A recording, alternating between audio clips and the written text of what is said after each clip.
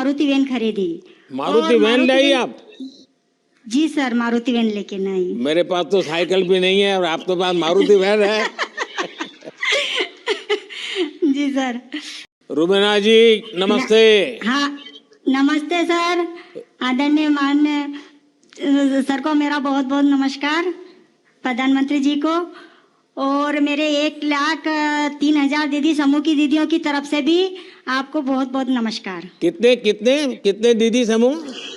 1,00,000 दीदी हमारे आजीविका मिशन में 1,03,000 दीदियां जुड़ी हैं, उनकी सबकी तरफ से आपको बहुत बहुत तो नमस्कार। आप ये 1,03,000 दीदी की लीडर हैं? नहीं सर, मगर हमारे जिले में है, समूह में है, हम सब संगठन में है एक।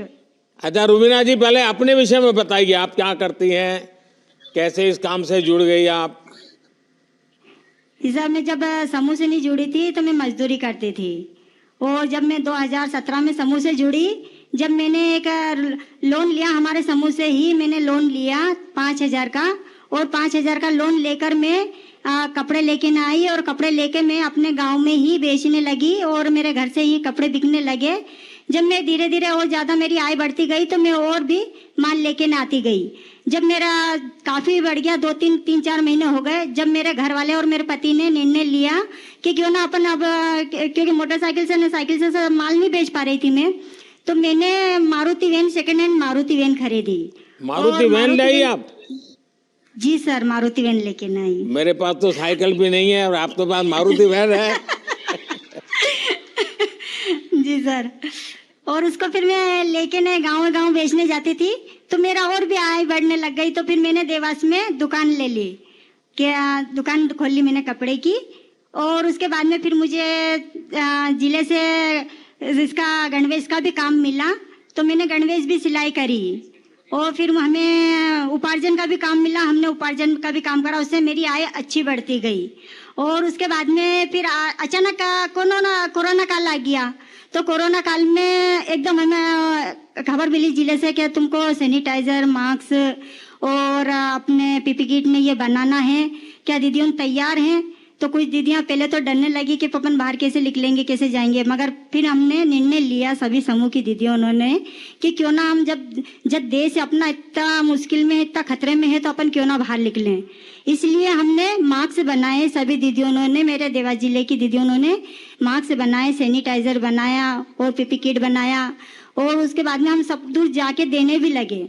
उससे मेरी दीदियों उनको एक तो अपने देश की सेवा करने का मौका मिला, और उसके बाद में एक हमारे जो देश में जो कोरोना काल की वजह से जो दीदियां आफत में थी, उनको एक आय मिली, उनको एक कमाने का साधन मिला।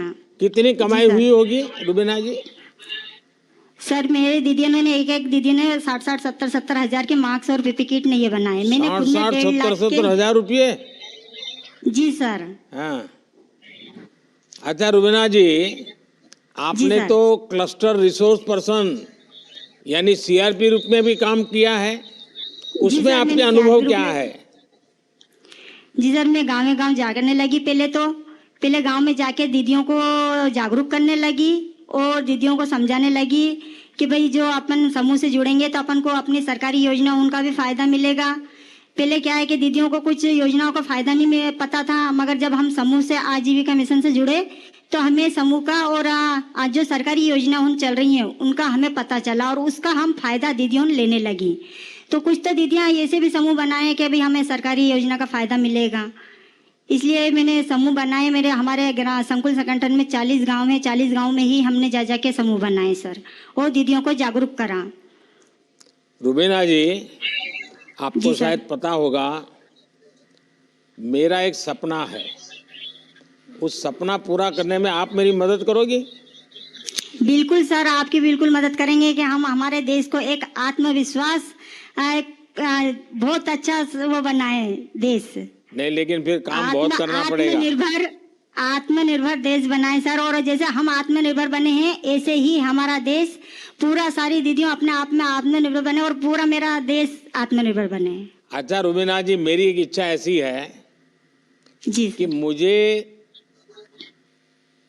आगे के कुछ समय में देश भर में ये जो हमारी स्वयं सहायता समूह से जुड़ी हुई जो बहनें हैं, ये जो हमारी जी सब सर। दीदियां हैं, जी सर। उसमें से मैं कम से कम 2 करोड़ दीदी को जी सर। लखपति बनाना चाहता हूँ।